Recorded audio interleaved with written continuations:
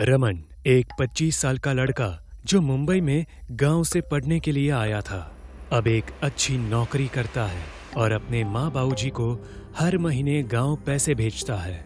एक रात रमन अपनी जॉब से निकलकर बाइक से घर जा रहा था कि बीच में एक बिल्ली आई।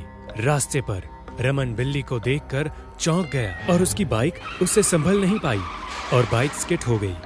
रमन की बाइक को थोड़ी खरोच हुई, पर उसने देखा कि उसके हाथ की घड़ी भी टूट गई है। रमन को घड़ी पहनना बहुत अच्छा लगता था और उसने वो घड़ी बड़ी मेहनत से अपनी पहली सैलरी से खरीद कर ली थी। इसीलिए उस घड़ी की कीमत रमन के लिए बहुत थी। उस टूटी हुई घड़ी को देखकर रमन उदास हो गया। अरे यार, पहली बार कुछ मैंने खुद के पैसों से लिया था। उस बिल्ली को भी अभी ही बीच में आना था। बाइक पर जाते जाते रमन को अंधेर नगर बस स्टॉप पर एक बूढ़ी औरत घड़ियां लेकर दिखती है। उसके पास अजीब अजीब घड़ियां थी। रमन अपनी बाइक रोकता है और घड़ी रिपेयर करने के लिए उस बूढ़ी औरत के पास जाता है। आंटी जी, मेरी ये घड़ी ठीक करके दे सकती हो क्या? अरे मैं सिर्फ बेचती हूँ घड़ियाँ, बनाती नहीं हूँ। अरे यार, ठीक है, मैं ये घड़ी जेब में रख देता हूँ अभी के लिए। आंटी जी, मुझे एक घड़ी चाहिए। अच्छा, कौन सी चाहिए तुम्हें? रमन उन सारी घड़ियों को देखता है। कुछ आकार में छोटी होती है, कुछ बड़ी होती है। रमन बहुत सोचकर एक घड़ी देखता है। वो घड़ी रमन को बहुत पसंद आती है। हाँ, ये वाली दे दो, मुझे ये बहुत अच्छी लगी। कितने पैसे हुए आंटी इसके? रमन सामने देखता है तो कोई दिखता नहीं, मानो जैसे वहां कोई था ही नहीं। ना उस औरत के जाने की आवाज आई और ना ही उस औरत ने पैसे लिए। अरे पैसे तो लेकर जाती, कैसी औरत है बेचारी। एक तो अकेले यहाँ घड़ियां बेच रही थी और मैंने उससे पैसे भी नहीं दिए। रमन अपनी गाड़ी पर बैठने जाता है, तभी उसे दूर से एक आवाज सुनाई देती है।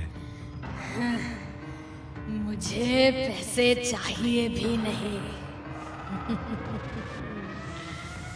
ये आवाज कहाँ से आई? आंटी, कहाँ हो आप? रमन को कोई नहीं दिखता। अभी भी रमन घड़ी पहन लेता है और वो बाइक शुरू करके निकल पड़ता है घर के लिए। रास्ते में रमन के पीछे से एक गाड़ी आने लगती है। गाड़ी का हॉर्न सुनते ही रमन पीछे से आने वाली गाड़ी को जगह देता है और तभी वो आईने में खुद को देखता है तो उसे दिखता है कि उसकी शक्ल कुछ बदली सी लग रही है, जैसे कि उम्र बढ़ गई हो अचानक से। अरे, ये कैसे हो गया? शायद आईना खराब है, पोंछ देता हूँ। रमन बाइक चलाते चलाते थकने लगता है। बीच में उसे एक लड़का दिखता है जो उससे लिफ्ट मांग रहा होता है। उस लड़के का नाम राघव होता है। लिफ्ट, अंकल, लिफ्ट मिलेगी क्या? मैं तुम्हें अंकल दिखता हूँ? कहाँ जाना है बताओ? मुझे बस आगे के गांव में जाना है, मैं घर जाना चाहता हूँ। रमन थोड़ी देर बाद पीछे देखता है तो राघव भी बूढ़ा दिखता है। देखो, तुम भी बूढ़े होते जा रहे हो। अरे हाँ, अब क्या करूं मैं? जब से मैंने ये घड़ी ली है मुझे समझ नहीं आ रहा है क्या हो रहा है। रमन की नजर राघव की घड़ी पर जाती है। क्या तुमने जो घड़ी पहनी है वो अभी खरीदी थी? हाँ, एक आंटी आई थी बहुत सारी घड़ियां लेकर, उससे मैंने ले ली, पर पैसे देने के पहले ही वो गायब हो गई। रमन को याद आता है कि उसने भी पैसे नहीं दिए थे उस बूढ़ी औरत को। मतलब ये वही औरत है। रमन की गाड़ी बंद पड़ जाती है। तुम्हारे पैसों से ज्यादा कीमती मुझे तुम्हारी जान है। तुमने जो घड़ी पहनी है उससे तुम्हारी सारी जवानी बुढ़ापे में बदल रही है और इसलिए अब मैं जवान दिखूंगी।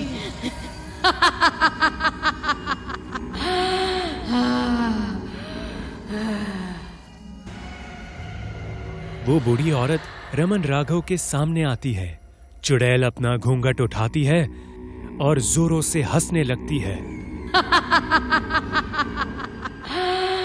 तुम भूत हो? मुझे लगा ही कुछ अजीब हो रहा है।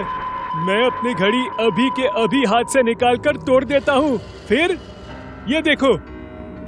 रमन घड़ी निकालने लगता है पर घड़ी निकलती नहीं। रमन दांत से घड़ी निकालने की कोशिश करता है पर उसके दांत कमजोर हो जाते हैं उम्र की वजह से।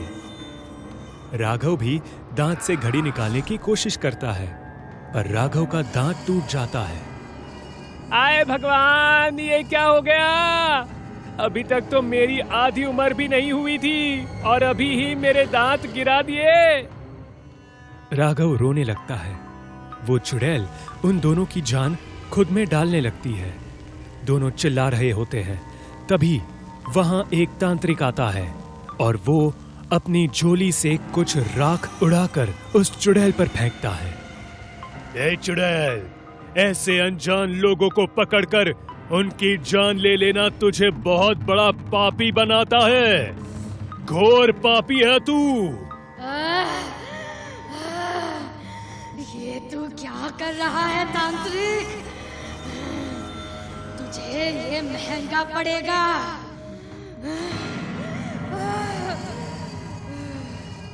तांत्रिक उस चुड़ैल को अपने पाउडर से बनाए गोलाकार घेरे में कैद करता है।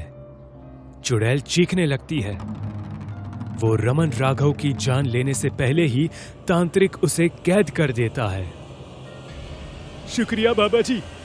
शुक्रिया शुक्रिया। ये चुड़ैल कोई साधारण चुड़ैल नहीं है।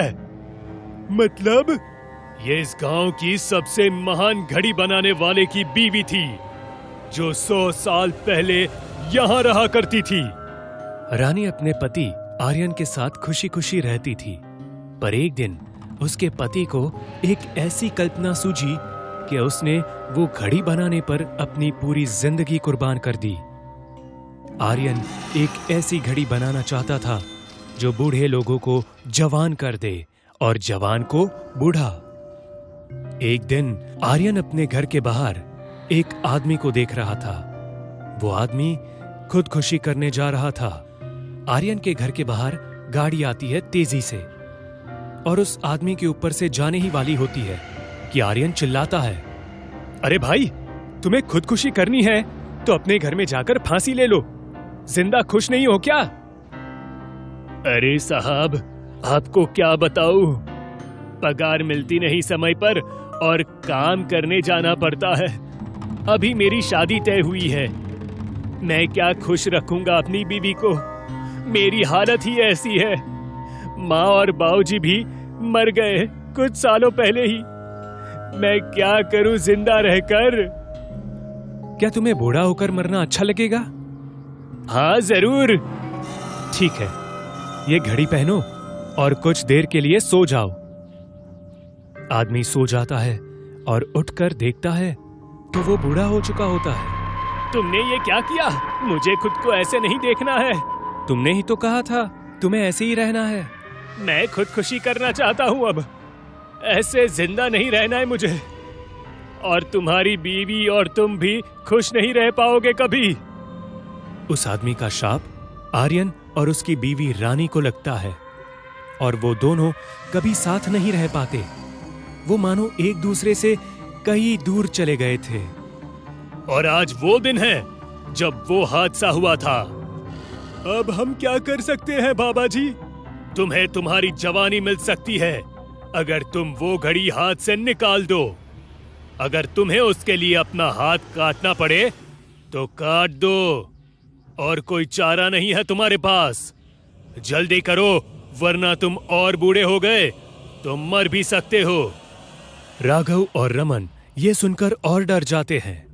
रमन अपना हाथ काटने के लिए कहता है राघव को। राघव रमन का हाथ काटता है और जैसे ही हाथ कट जाता है वो घड़ी हाथ से उतर जाती है। राघव भी रमन को अपना हाथ काटने के लिए कहता है। रमन अपने एक हाथ से राघव का हाथ काटता है और उसकी भी घड़ी हाथ से निकल जाती है। दोनों के शरीर से खून बहने लगता है। पर तांत्रिक उन दोनों के हाथों पर एक पट्टी लगा देता है, जिससे खून निकलना बंद हो जाता है। दोनों की जान बचाने के लिए उन्हें ये सब करना पड़ा। तांत्रिक उन घड़ियों को लेकर जला देता है और जैसे ही घड़ियां जलने लगती है, चुड़ैल के शरीर में भी आग लगने लगती है। आखिर चुड़ैल की आत्मा को भी शांति मिल रही होती है। मैं तुम्हें तुम्हारा हाथ फिर से वापस देती हूँ। शुक्रिया मुझे मुक्ति देने के लिए। शुक्रिया। चुड़ैल हवा में गायब हो जाती है।